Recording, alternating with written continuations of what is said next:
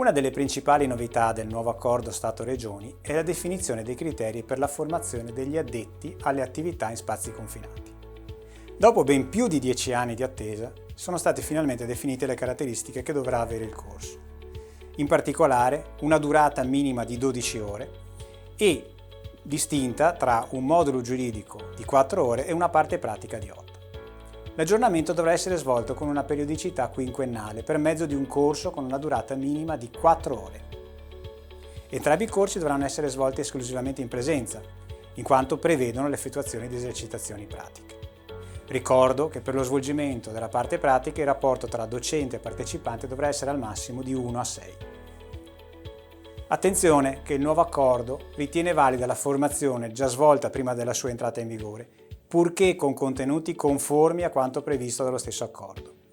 Vi invito pertanto a valutare con attenzione la validità dei corsi già svolti. Per approfondire le altre novità introdotte dal nuovo accordo sulla formazione e sulla sicurezza, oltre a seguire i nostri seminari gratuiti disponibili sul sito di Vega Formazione, guarda le altre pillole disponibili nei nostri canali social.